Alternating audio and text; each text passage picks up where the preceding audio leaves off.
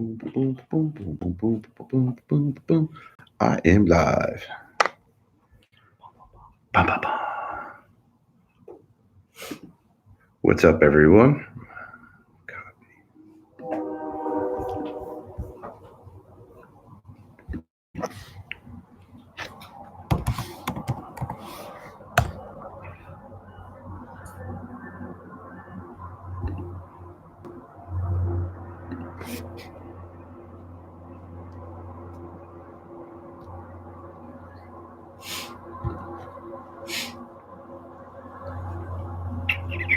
You got that red book?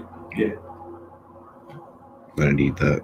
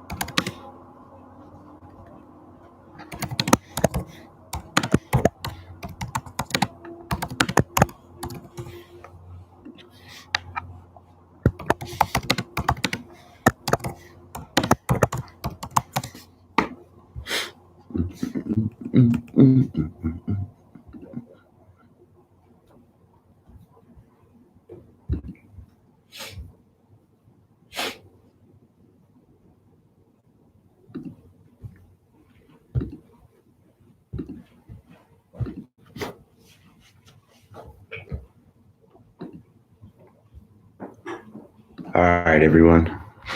Let's get started. This is a Patreon episode, Freemasons Podcast. We are going to be talking about, it's backwards, that's all right, Commemorative Order of St. Thomas of Acon of the United States of America. So I am a member of the Order of St. Thomas. It's a pending body. It's actually invite only to become part of the Order of St. Thomas, and it branches off of Knights Templar of the York Rite. And when you become one, this right here, so I don't get stabbed, but this is the emblem of the order right here. You also, on top of that, you get a little pin as well.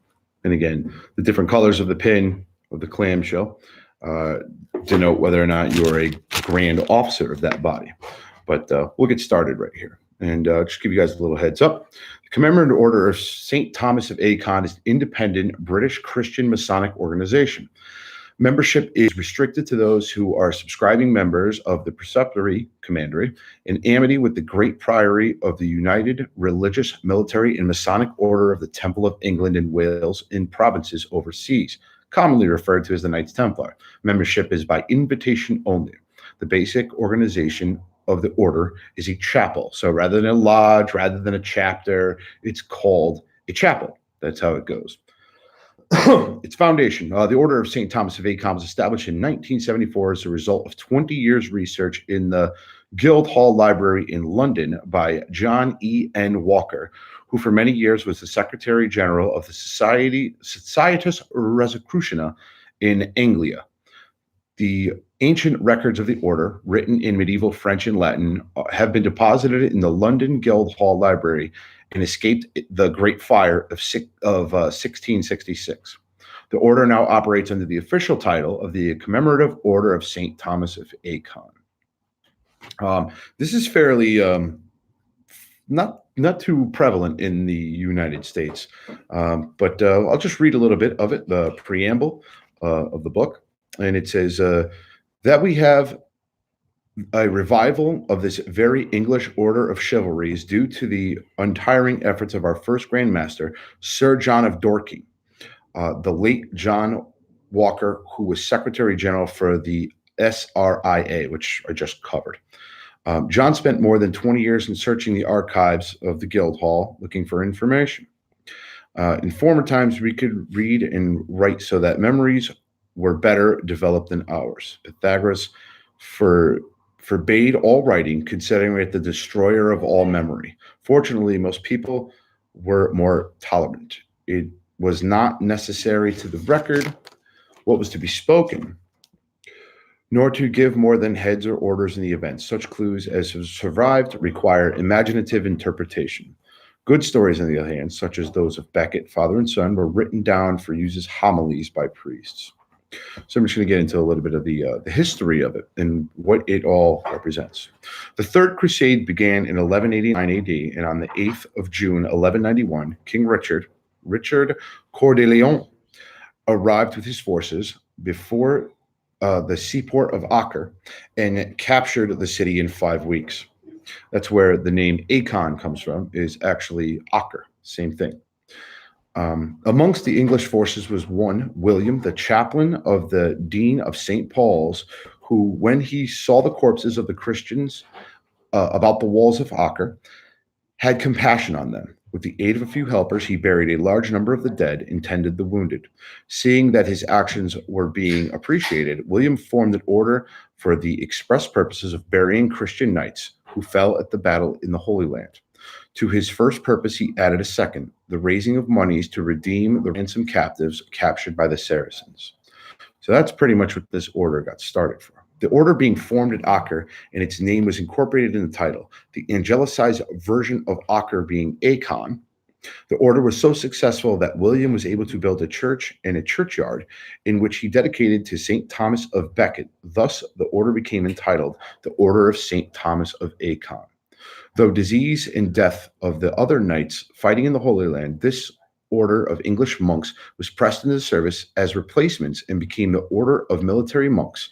It was also at this time, circa 1279, that the prior lost his preeminent position, this being accorded to the master, fighting alongside the Knights of the Temple, the Knights of the Hospital of St. John of Almsgiver, and the Knights of the Hospital of Lazarus, and the Teutonic Knights of the Hospital of St. Mary.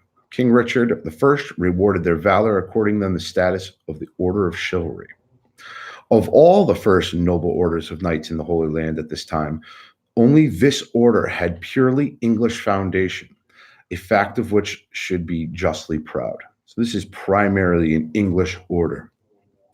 In England, the order acquired the property of Becket family in Cheapside, where they built a chapel and its headquarters. Following the Battle of Acre, the Order of St. Thomas of Acon merged temporarily with the Order of the Temple. So they were part of the Order of the Temple, which is where, in modern times, it is a offshoot or an honorary position, much similar to the 33rd degree of the Scottish Rite. This is primarily a invite only of the Knights Templar.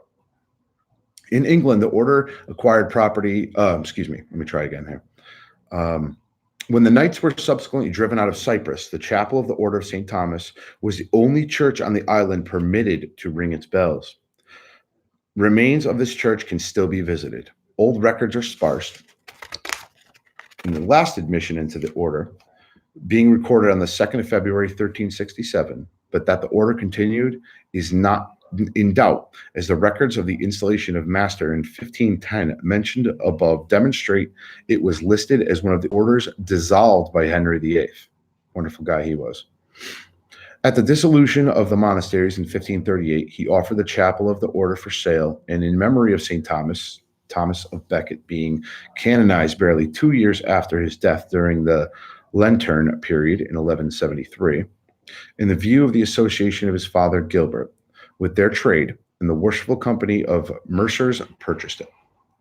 The chapel in Cheapside was destroyed in the Great Fire of London, and the present Mercer's Hall and chapel were built on the site. So that gives you a little bit of heads up as to what it is. And basically, the officers of the chapel, we'll go through this real quick, is you have the worthy master, eminent prior, marshal, treasurer, secretary, deputy marshal, almoner, the working knights, 4 of them, herald, organist, doorkeeper, cellarers, up to 6, and a sentry. The cool thing about this order is you actually lose your name, so to speak. For instance, I would be in any other body, Sir Knight George Mudry, or I'd be, Right Worshipful Brother George Mudry. In this one, you actually pick a surname. So my surname in the Order of St. Thomas of Acon is actually Sir George of Normandy. And how I picked that name was quite simple. My mother is, well, I believe to be Italian. And again, I did a 23andMe or whatever you want to call it. And it turns out that I'm not even a lick of Italian, not at all. My mother actually was English Scandinavian, which is funny because her last name is Perfetti, which derives from the name Parfait, which means perfect. And it actually Scandinavian. So it was Norman. It was a Norman name. So that's where I got Sir George of Normandy, is on that end. The clamshell for the most part is in description of being that Acre, and most of them were on the sea. That's where this comes from. So this is what you get, and it's one of the only orders in Templary that, or even in Templary, I guess you could say, is that where you actually your uniform is actually that of a Crusader knight, where you wear the white mantle and you wear the sword, and you also wear the cross across your chest. And this sits right in the middle of the cross. It's by invite only. It's usually open only for past commanders of a commandery, although I'm not 100% sure on that. And one of the other orders that we do here in Connecticut is actually the Knights Crusader of the Cross. And this is actually similar to a past master degree for any type of knight that is going to be a commander. And here in Connecticut, we do this order. It's the Knight Crusader of the Cross. And it's a very short past master degree. I'm an officer of that body as well. And it's done actually at our Grand Commandery meetings. And you go into a room. And I don't want to get into the deep specifics of it, but it's it's Christian, of course. And you take, I guess what you can say would be a form of communion almost, where you're reasserting your knightly honor as a Knight Templar. Yeah, it's quite interesting. Interestingly enough, also in addition to St. Thomas of Acon, is before we actually do the order, we have a dinner, and there are toasts, much like a table lodge, but a little different. There's a Latin, I guess you could say, is a Latin benediction prior to the dinner, and it's Benedictus Benetat per Jesuum Christum Dominum Nostrum. Amen. And they do a couple of these. The toasts that they do is very similar to a table lodge, and we actually sing during after the dinner. One of our songs is actually "Onward, Christian Soldiers." Though a secretive degree, it's not entirely secret. It's set up a little bit different than a Masonic lodge, but it's an interesting thing. And for those who are interested in the Knights Templar, if you get a chance to be offered to do this, I highly recommend it. This is a very cool, and again, it's honorary. You have to be asked to do it. It's not something you can just say, "Hey, I'm doing it. I want to take this degree." It doesn't work like that. You have to be asked to do it, and I've had the privilege to be asked to do it, and I'm part of it. Again, I don't know if there's one in your state, if you are interested in this, or if you're a Knight Templar, but it is definitely a nice addition to the Order of the Temple and Commandery in general. So I hope you guys enjoyed this live stream, gave you a little bit more about it. If you guys are more interested in it, I can get a little bit more in depth about it. But I think that's pretty much just giving you guys a little bit of an insight as to what the Commemorative Order of St. Thomas of Acon of the United States is. So I'm going to end this live stream, and I want you guys to all have a good day. Thank you, Patreons, for all your support, and we appreciate it. We really do. We'll be able to improve on a lot more of our technology. As you can see, we're getting better and better every day. Now I'm on YouTube Live, where this actually is only going to be for Patreon. and we're going to be improving on a lot more. So it's because of you guys, and we're going to start doing more and more of this for you guys. So enjoy, and have a good night.